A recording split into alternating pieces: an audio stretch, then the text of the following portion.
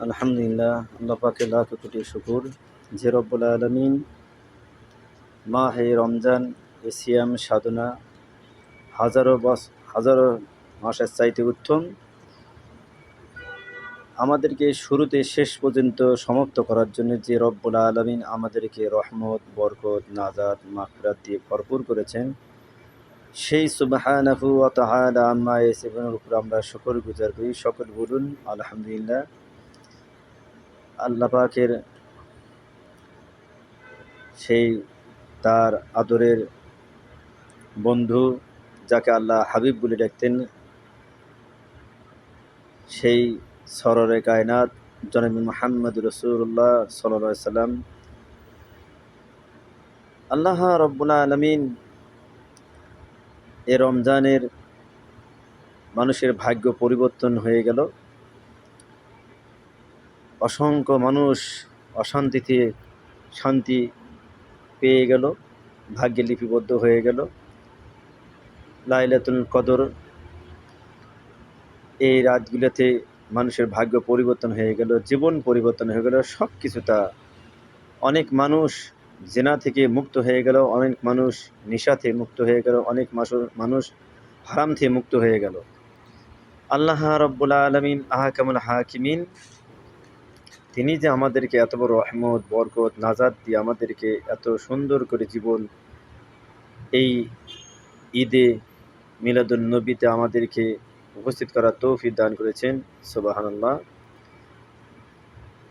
আরব কান্ট্রিতে হয়ে গেল, এখন আগামীকাল বাংলাদেশ, ইন্ডিয়া, পাকিস্তান, শ্রীলঙ্কা, মায়ানমার, বিভিন্ন কিছু দেশ আগামীকাল ঈদ উদযাপন হবে ইনশাআল্লাহ।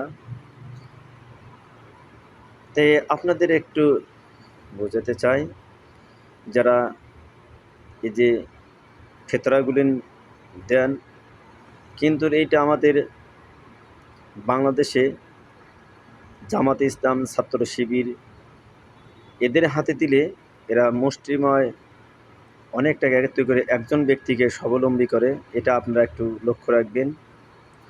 এবং তার সঙ্গে আবার বলা আছে, অনেকে ব্যাখিয়ালে ফিতরা না দিয়েই পৌঁছে যায়, এটা ঠিক না। সর্বোত্তম কাজ আগে সব কিছু সেই হিসাবে ধার্য করা। আর অসহায় মানুষকে আপনারা সহায়তা করবেন। অনেকে আপনারা অনেক কিছু খেয়ে যাবেন, খেতে খেতে ঢেঁকুশ কাটবেন আর ঈদ মনে করবেন। আর অনেকে আছে যে মিলেতেই পারতেছেন, তাদের জন্য দেখবেন। এটা আমার ব্যক্তিগত অনুরোধ। আমাদের নদীবর্গ এলাকাগুলোয়, ওই পূর্ব দক্ষিণ অঞ্চল এলাকাগুলোয়, বহুত নদীবর্গ এলাকাগুলোয় অনেকে কিছু করতে পারতেছে না, সমস্যা। বন্যা কবলিত এলাকাগুলোয় তাদেরকে আপনার ধনাঢ্য ব্যক্তিরা, ইনশাল্লাহ আমার দৃঢ় বিশ্বাস আপনার সকলেই তাদেরকে কিছু না কিছু দিয়ে আসবেন, সহযোগিতা করবেন। তাদের আনন্দ আপনাদের বেশি ভাগ্য পরিবর্তন হবে। দোয়া, যেহেতু আদ-দোয়া ও মুখ্যুল ইবাদ, দোয়াটা পাবেন। এইসব জিনিস কোটি কোটি টাকা দিয়ে পাওয়া যায় না। দোয়া এমন জিনিস, আল্লাহ রব্বুল আলামিন তার হাবিব ঈদগাহের ময়দানে যাচ্ছিলেন। ছোট্ট একটি বাচ্চা ঈদের দিনে মাটিতে বসে কান্না করতেছেন আর চোখের পানি অঝরে পড়তেছেন। ছোট বালক নবীজি মাটিতে বসে বললেন, ও বৎস, তোমার কি হয়েছে? বাচ্চা চেনে না, জানে না, বুঝতে পারে না যে ইনি আল্লাহর হাবিব, ইনি মুহাম্মদ রাসূল। বাচ্চা চেনে না, জানে না, যুদ্ধর ময়দানে বাচ্চার বাবা শহীদ হয়ে গেছে, মা তার অন্যত্তরে তার শাদী হয়ে গেছে, বিবাহ হয়ে গেছে, স্বামী তার অন্য সিস্টেম। বাচ্চা যখন যায়, তার স্বামী বলে, তুমি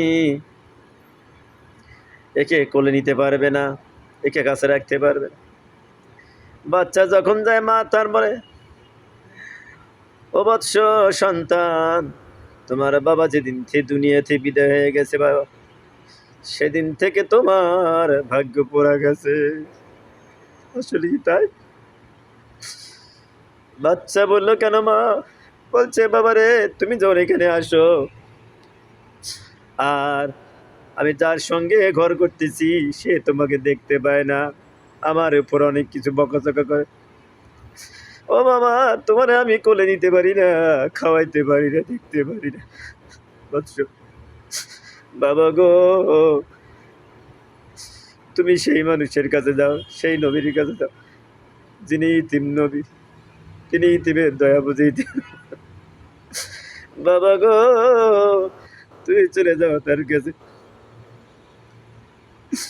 বাচ্চা ঈদগাহের ময়দানে এসে কাঁদত। নবীজি কেশব বোট নবীজি তার পাশে বসার পরে বললেন, তোমার কি হয়েছে, তুমি কি চাও? বৎস বলছে, তোমারে বলে লাভ হবে না। কেন এই কথা বাচ্চা বলছে? এই বাচ্চা চেনে না যেটা যে মুহাম্মদ রসুল, এটাই বিশ্ব ধনী, বিশ্ব নবী, সমস্ত সররে কায়না জনবী মুহাম্মদ রসুল্লাহ নিতে সেই বাচ্চা চেনে না, জানে না। নবীজি কোলে তুলে নিলেন, উড়াতে ডান উড়াতে বসায় নিলেন। বলছে বাবা, সব ঘটনা খুলে বললেন। যুদ্ধের ময়দানে আমার বাবা গেছে, আমার বাবা। নবীজি কোলে তুলে নিলেন, তোমার কি হয়েছে বলো, সব খুলে। আমার মা অন্য স্বামীর কাছে যাওয়া হয়েছে, বিয়ে হয়ে গেছে, শাদী হয়ে গেছে, আমার মা কোলে নিতে পারে না, আমাকে খাওয়াইতে পারে না।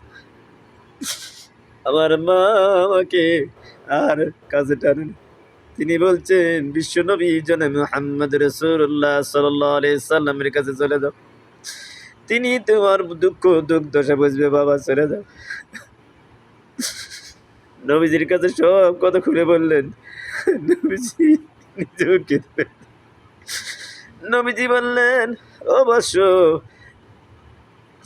আজকে থেকে আয়সা যদি তোমার আম্মা জান হয়ে যায়, সুবহানাল্লাহ, আজকে থেকে যদি আয়সা যদি তোমার মা হয়ে যায় আর মুহাম্মদ সাল্লাল্লাহু আলাইহি সাল্লাম যদি তোমার বাবা হয়ে যায়, বলো বৎস, তোমার আর দুঃখ শাশুড়ি।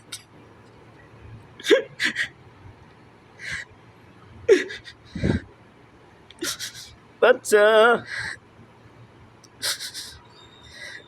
এই নবীজি বাড়িতে চলে গেল। মা আয়েশাকে বললেন, আয়েশা রে, তোমার জন্য ঈদের দিন এমন একটা উপহার নিয়ে এসেছি যা জীবনে আর এরকম কোনোদিন উপহার পাবে না। নবীজি মা আয়েশার হাতে দিলেন। মা আয়েশা গোসল করালেন, সংক্ষেপে বলছি। গোসল করে দিলেন, জামা কাপড় পরে দিলেন, ভালো খাওয়াইয়া দিলেন। এ কথা, এ হাদিসের কথায় সকলেই তো জানেন, অনেক শুনেছেন, অনেক জেনেছেন, কিন্তু বন্ধু আপনার বাড়ির পাশে আপনার গরিব মানুষগুলো কি অবস্থায় আছে, আপনি কি করলেন এই রমজান মাসে জীবনে?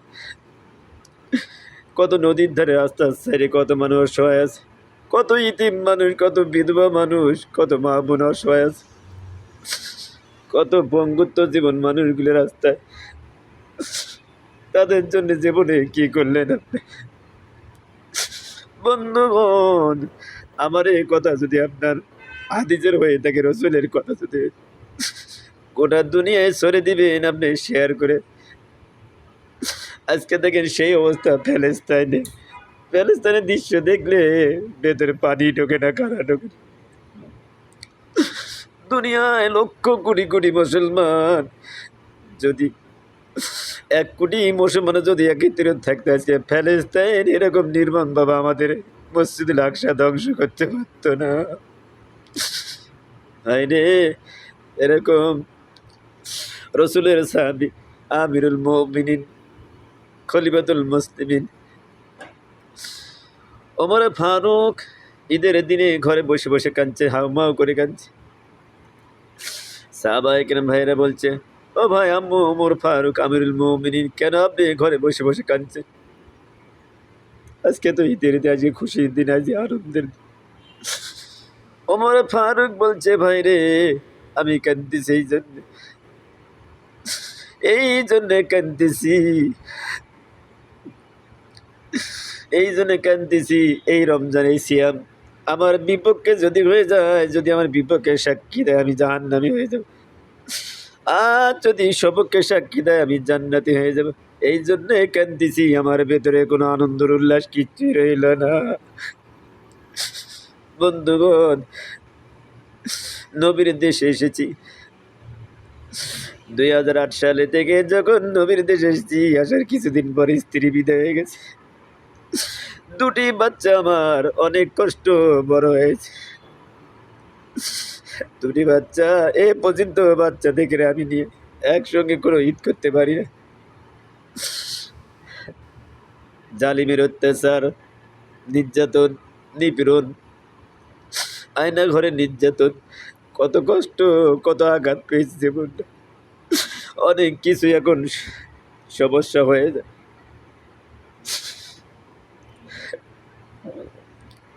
এই জন্য বন্ধুগণ, আমিও আপনাদের জন্য দোয়া করি, রসুলের কথাগুলি, দিনের কথাগুলি মানুষের সকলের কাছে আপনারা ছড়িয়ে দিবেন, নিজের বাচ্চাদেরকে, নিজের পাড়া প্রতিবেশীকে, নিজের ভাই। যেহেতু কোরআনে বলছে ইয়া আইয়ুহাল্লাযীনা আমানু কু আনফুসাকুম ওয়া আহলিকুম নার, তুমি নিজে বাঁচো, তোমার পরিবার পরিজনদেরকে, তোমার আহলে বাইতকে, তোমার দেশবাসীকে, তোমার পৃথিবীবাসীকে, মুসলিম জাতিকে তুমি নিজে বাঁচাও, নিজে বাঁচো এবং অপরকে বাঁচাও, যেহেতু আল্লাহ কোরআন বলছে। এই জন্য বন্ধুগণ, রমজান চলে গেছে, আবার দেখতেছি, দেখি আমি এইমাত্র দেখে আসলাম, ঈদের নামাজও পড়ে যাচ্ছে, খাই দেই ভালো মতো করেছে, তাস নিয়ে বসে গেছে, লুডো নিয়ে বসে টাকা দিয়ে খেলতেছে। যেই সব কিছু খেলা হারাম, রসুলের সুন্নত মুখে আছে, মাথার টুপি দিয়েও খেলতেছে। এই জন্য বন্ধুগণ, এই যে সব দেখতেছি যেগুলো এত হারাম বলেছে আল্লাহ, সেই জিনিসগুলো নিয়ে এখনো তারা পড়ে থাকে। তার কারণটা কি? ভেতরে কোরআনের অভাব, কলেমার তাসিরের অভাব, হাদিসের তাসিরের অভাব।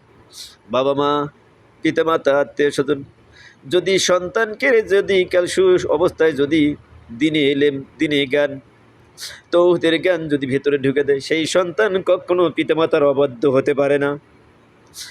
এই জন্যে আর এই সন্তান কোনোদিন হারাম কাজ করতে পারে না। যারা নাকি বিবেকবান, যারা নাকি আকলবান, যারা নাকি বুদ্ধিমতী, যারা নাকি জ্ঞানবতী, তারা কখনো ধর্মহীনতা কাজ করতে পারবে না। এই জন্যে বন্ধুগণ, যার স্ত্রী বেশি আছে সে বুঝবে না, যার স্ত্রী দুনিয়ায় নাই, যত টাকা পয়সা কামাই করুক না কেন, কিন্তু তার ভেতরে যে ফাঁকা জায়গাটা রয়ে গেছে, এ ফাঁকা আর কোনোদিন পূরণ হবে না। এই জন্য স্ত্রী মানুষের কি সম্পদ, সে ব্যক্তি। রাসূলুল্লাহ সাল্লাল্লাহু আলাইহি ওয়াসাল্লামের একটি হাদিস শুনুন।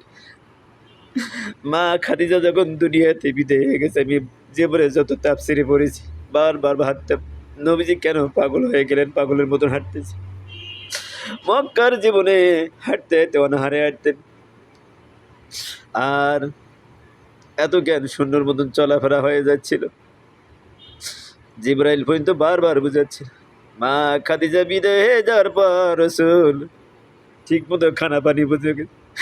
এরকম জীবন আমার 1 বছর নয়, 2 বছর নয়, 2008 সাল থেকে এ পর্যন্ত আমার জীবনে আর কোনোদিন সুখ মনে হয় ভাগ্যে ফিরবে না। জানি না এ পরীক্ষা আল্লাহ কতদিন ভাগ্যে রাখবে। হয়তোবা দুনিয়ায় হায়াতের জিন্দিগিতে জানি না কতদিন পর্যন্ত আর এরকম থাকবে। যাদের স্ত্রী বেঁচে আছে গো বন্ধুগণ, সে কখনো বুঝবে না, যার নাই সে বুঝবে। এই জন্য বন্ধুগণ, দোয়া করবেন। 2টি মেয়ে আছে আমার, মা হারা সন্তান আছে 2টি, কিন্তু আল্লাহ সব দিকে মেয়ে 2টির আমাকে দিয়েছে। সৌদি আরবের মেয়েরা যেরকম রূপবতী, আমার মেয়ে 2টা সেই রূপবতী। এদিক দিয়ে আল্লাহর কাছে আমি লক্ষ কোটি কোটি, আমি কাবায় যতবার উমরা করি, যতবার হজ করি, আল্লাহরে বলি আল্লাহ তুমি আমার 2টা রত্ন দিয়েছি, তাদেরকে তুমি আল্লাহ দুনিয়া আমার বংশ তার কিয়ামত পর্যন্ত তুমি আল্লাহ কাবা তাওয়াফ না করা পর্যন্ত কাউ মৃত্যুবরণ করবে না। বারবার বলি,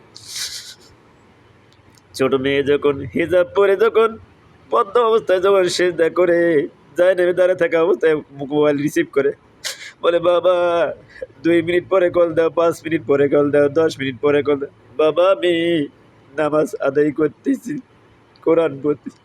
শুনে শুনে আমার মনটা ভরে যায়, আমার মা হারা সন্তান। আপনারা দোয়া করবেন, সকল প্রবাসী ভাই সকলে দোয়া করবেন। বিভিন্ন কান্ট্রিতে আছেন, জানেন তো স্ত্রী হারার কি ব্যথা যন্ত্র। যাদের হারিয়ে গেছে সে বুঝবে, যারা হারায়নি সে কিচ্ছু বুঝবে না। এই জন্য বন্ধুগণ, আল্লাহ রব্বুল আলামিন আপনাকে আমাকে সকলকে গরিব অসহায় মানুষের সাথে যেন আমরা চলাফেরা ঠিক মতো করতে পারি, তাদেরকে যেন নিজের ভাই বোনের মতন আদর করতে, নিজের বাবা মা সকলের মতন এরকম যেন আদর করতে, তাদের পাশে যেন থাকতে। আপনি একটু ডেকে নিয়ে এসে যখন বাড়িতে খাওয়াই দিবেন খুব খুশি হবে, দোয়া চাওয়া লাগবে না।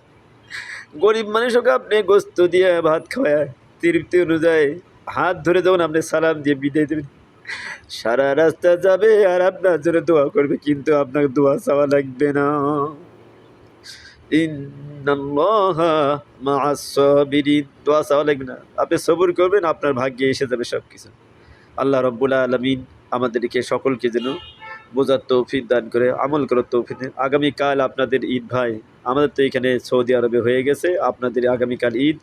ইনশাল্লাহ হিংসা কেনা বিদ্বেষ সব দূর। আর মাঠে গেলে কাজি কাজি করে কিছু সংখ্যক মুনাফিক আছে, মাঠে গেলেই কাজি কাজি করে, আর কিছু সংখ্যক মুনাফিক আছে মাঠের টাকা সব আত্মসাৎ করে, এখানে নিয়ে কাজি কাজি, মাঠ দুটো হয় তিনটা হয়, এইসব মুনাফিক, মসজিদ দুটো তিনটা হয় এই কারণে।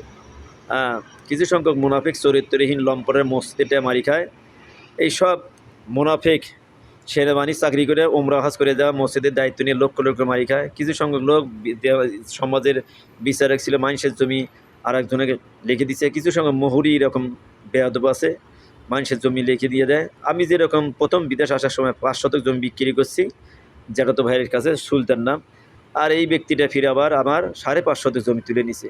এই মহুরি হলো মুনাফিক, এও মুনাফিক, ওর বেটাকেও একটা হাফেজ বানাইছে, সেই হাফেজ নামের কলঙ্ক, সেটাও মুনাফিক, বুঝলেন? এ কেমন মুনাফিক! কোরআনের হাফেজ যদি মুনাফিক হয়, দুনিয়া কি চলে? এভাবে হয়?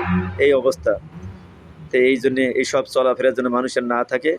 আর একটা কথা কি, মুনাফিকের সন্ধ্যা, সেও তো মুনাফিক। বরের কাছে তো আর কাঁঠাল ধরবে না, আর কাঁঠালের কাছে তো আর লিচু ধরবে না, আর জামের কাছে তো আর আম ধরবে না। এই জন্যে এটাও চিন্তা ফিকিরের বিষয়। আপনারা ছেলে মেয়েকে হক্কানি আলিম বানাবেন, মুনাফিক বানাবেন না। মুনাফিক চরিত্র মানুষকে দোজখে নিয়ে যাবে। ইন্নাল্লাযীনা কাফারু সাওয়াউন আলাইহিম আনজারতাহুম আম লাম তুনজিরহুম লা ইউমিনুন, এরকম হয়ে যাবে। এজন্য আল্লাহ রাব্বুল আলামিন সকলকে যেন আমল করার তৌফিক দান, সকলে বলেন আল্লাহুম্মা আমিন। আর সকলে শেয়ার করেন ভাই, সকলে।